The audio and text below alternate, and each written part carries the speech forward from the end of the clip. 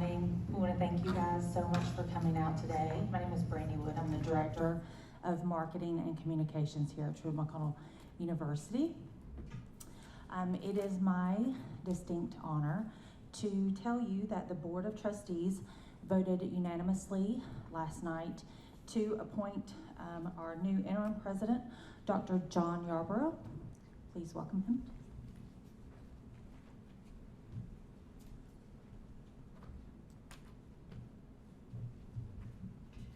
Thank y'all for being here, and I know that this has been a very interesting story for now numbers of months.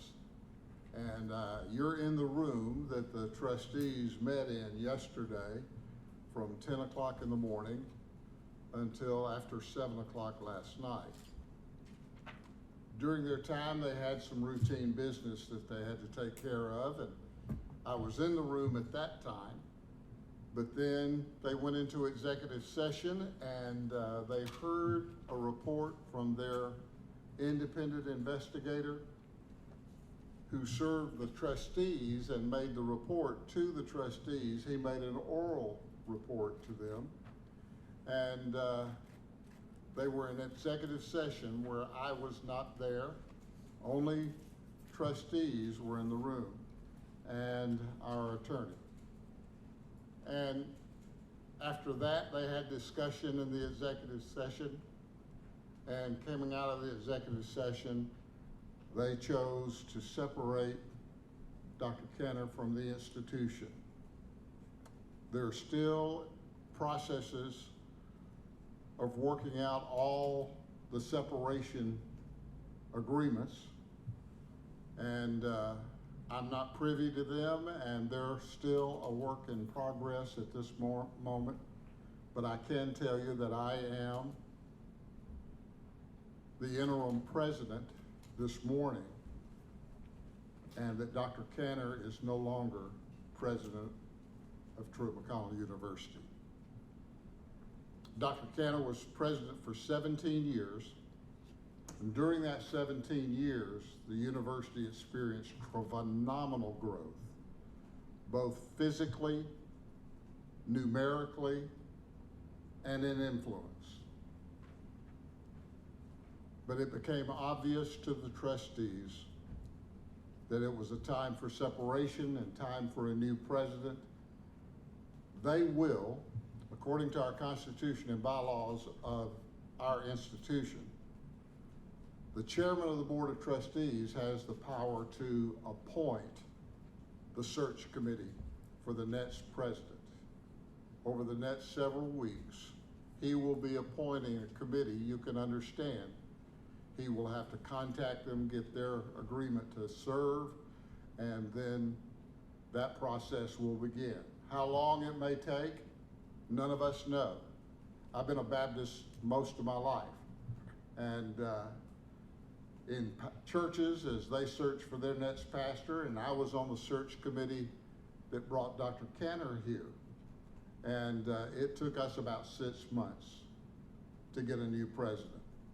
I don't have an idea how long it may take. It may take 3 months, it may take 6 months, it could even take longer.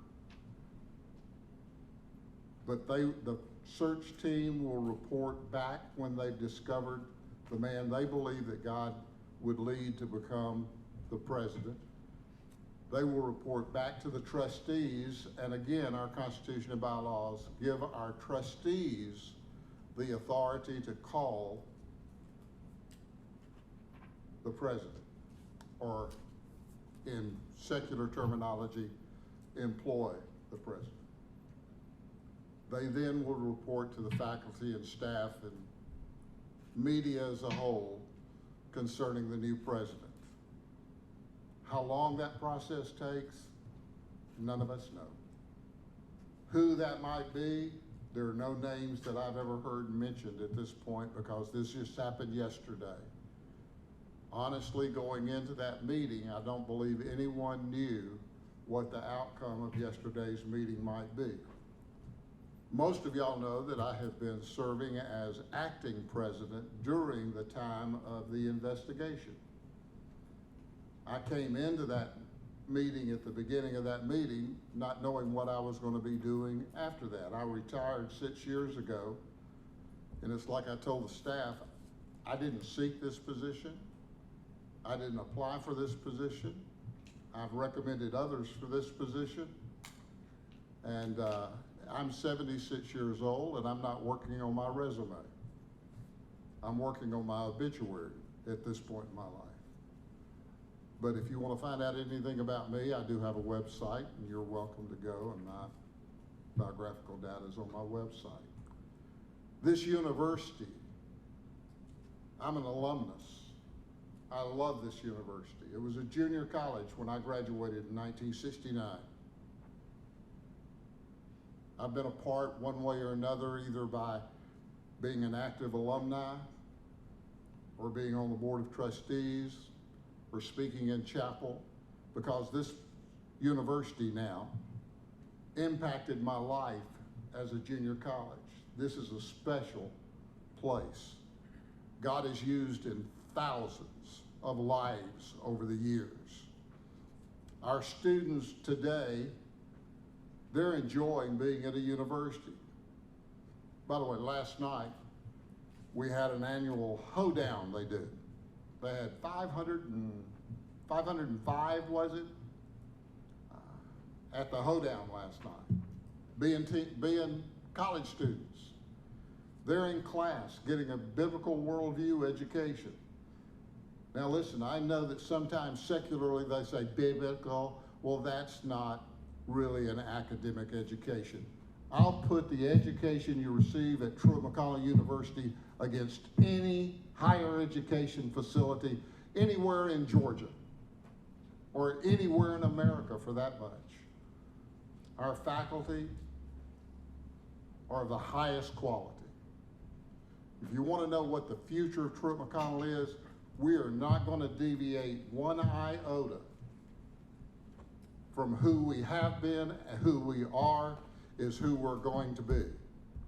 I don't know that next president, but he will come into a place that is unapologetically not merely a Christian atmosphere for an academic education,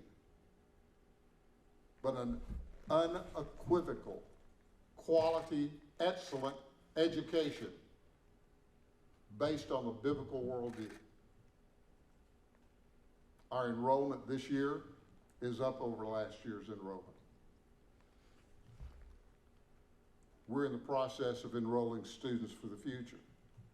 Yes, these have been some difficult times. A lot of people have had a lot of questions. But people who know Truett McConnell continue to trust Truett McConnell because the horrible event that took place numbers of years ago, that perpetrator has been removed from the campus in March of 2024. Perhaps it should have happened earlier. The young lady that was abused, our hearts go out to her. We pray for her. But that does not define who Truett McConnell is, though it does define who that perpetrator is. And Truett McConnell going forward, though we've had protective processes in place, every one of those protective processes has been strengthened. Our policies, we are in full compliance with Title IX. We took a position that was a part-time position as the coordinator for director for Title IX concerns of our students and elevated it to a full-time position, and we've gone into a consultant relationship with one of higher education's leading consultants in Title IX, so that in the 270 regulations controlling Title IX, we are in full compliance with all of those. On this campus, there are 187 video cameras now. We have 12 armed security officers that patrol a 50-acre campus. We have a motto and a slogan and campaign, using a very familiar term, but we have emphasized it greatly. See something, say something. If you see something, hear something, feel something, say something. Say something to somebody. Because we care about our students. Our students are at the point of who we are. That's what we do here, is we educate and care for students. We equip students to carry out God's calling in their life in impacting the world with the Great Commission. As you write, and I've read some of what you write, and to tell you the truth, when I was a young preacher boy, it might have impressed me to see my name in ink on a piece of paper. Now I do everything I can do to avoid seeing my name in ink on a piece of paper. But I wish you would get to know our students. I wish you knew our campus, because you would understand we're not going back. We can't change anything out of the past, but we can go forward. And while I'm here as interim, as we prepare for the next president coming, we're going forward. We're going to continue to do what we've done and be who we are. I want to thank y'all for being here. There's a press release that's been prepared that you'll receive, and there's a package. I hope you'll look at it enough to tell you a little bit about this university. These rankings on this banner here that show, those don't come, we didn't apply for those. We didn't control those. Last week, our nursing program went through a national review by the National Review Committee. If you'd have been with me in their exit review where they looked for what they discovered, they bragged about this campus. We're in place for another 10 years of accreditation with our nursing program. All of our programs thrive with excellence. So if I could beg anything of you, is don't speak bad of our staff and faculty. If you find someone worthy of a bad comment, let me know about it, because if there's something wrong, we want to fix it. But these men and women, they serve with excellence. Our students, don't do anything to disgrace our students. They are the best students in America, I believe. And so I just ask you, in your reporting, yes, the event, the circumstances, the actions that were taken were horrible, deplorable, sinful, wicked, demonic, but they aren't on this campus anymore as they've been discovered. So I would simply ask you,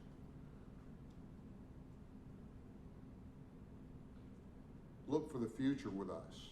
Hold us accountable for the future.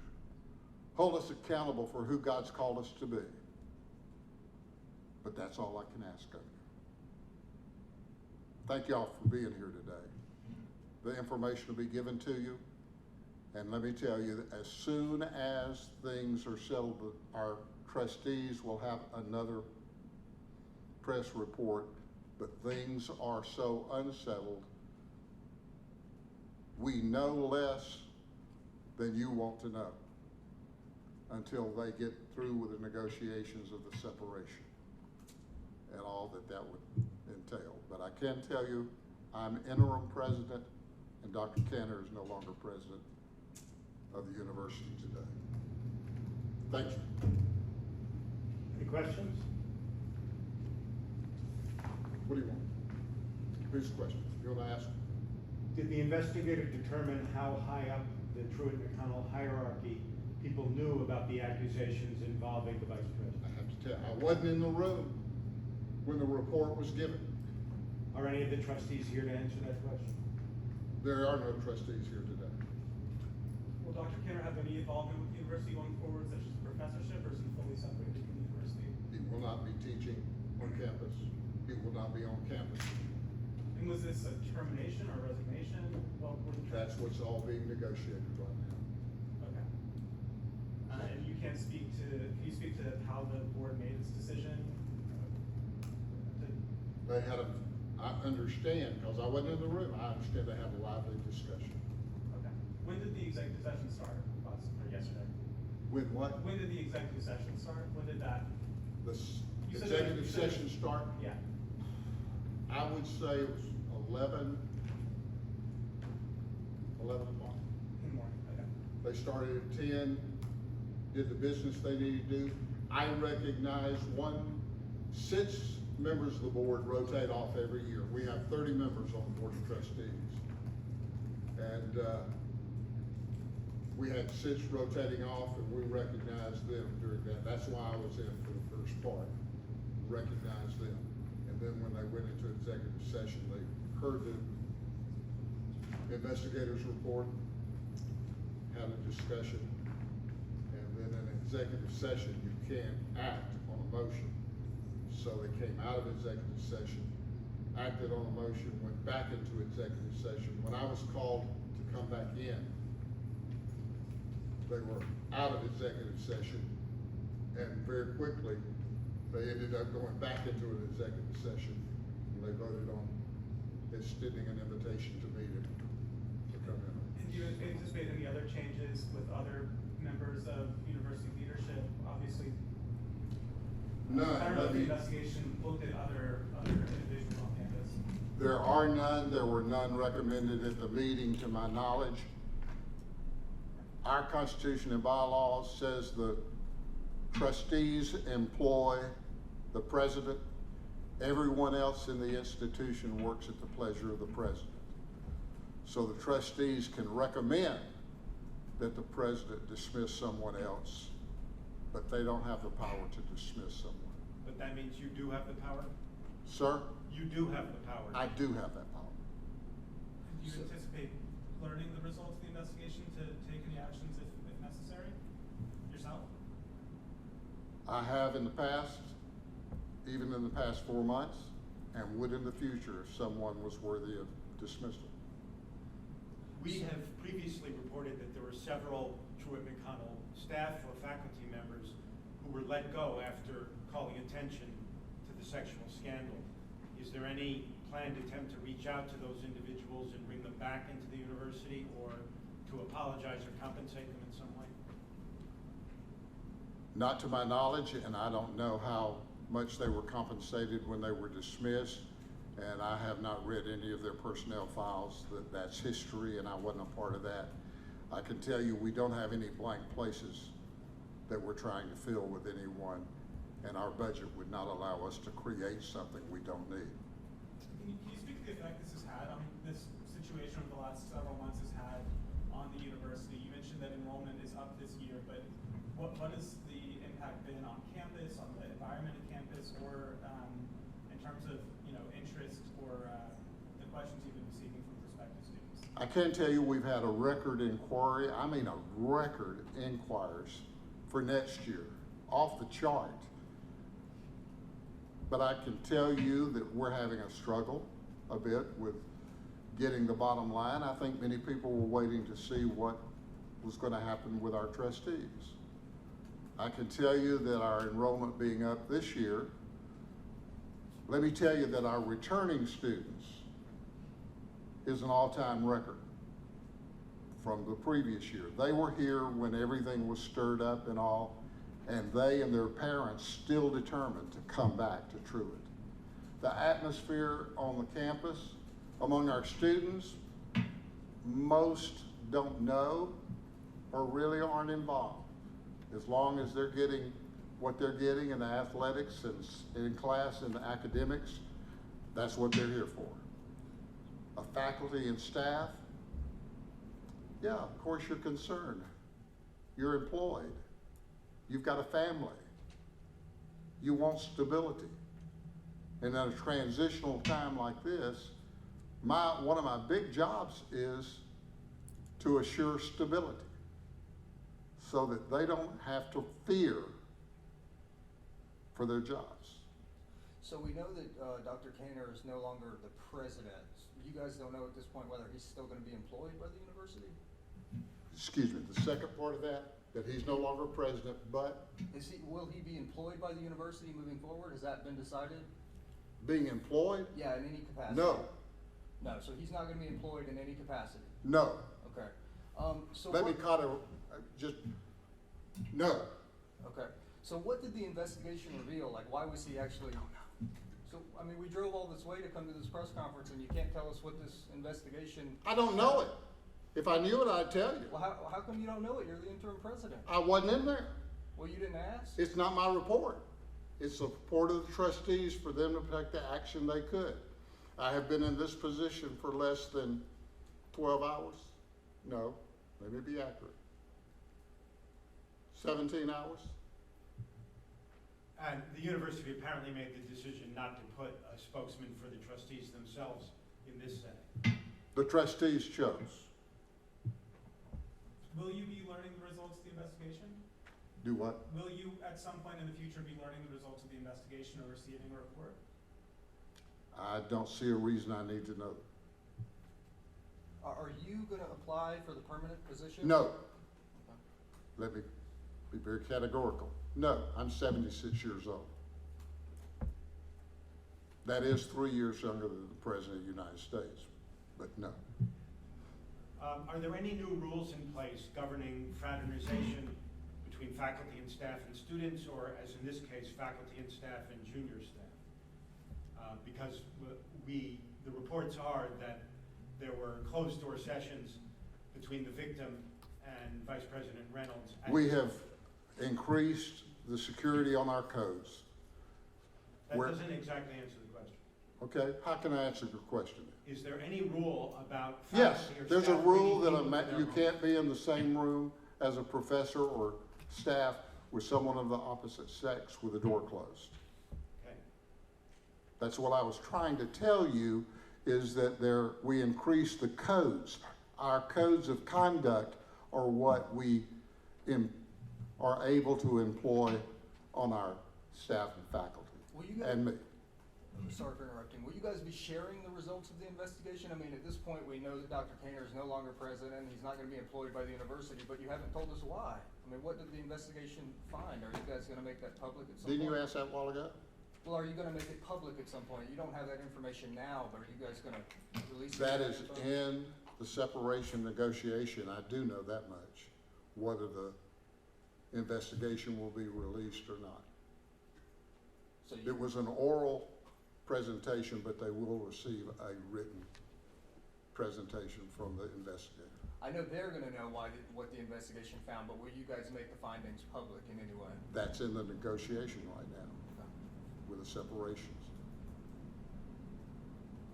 Thank y'all again for being here. All of our communication will be through the communication department and Brandy, and if you want to know facts and information, she'll be happy to provide that with you, for you. Thank you again.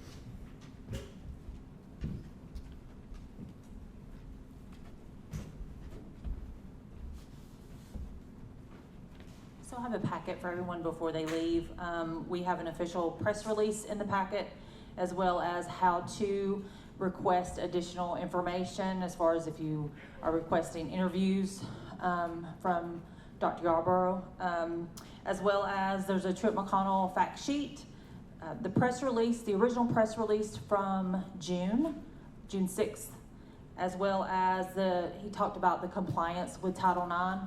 There's 2 pages in here of what we have done with the Title IX compliance. Very detailed information. I will leave this in the back, and please make sure you pick it up before you leave. Thank you guys so much.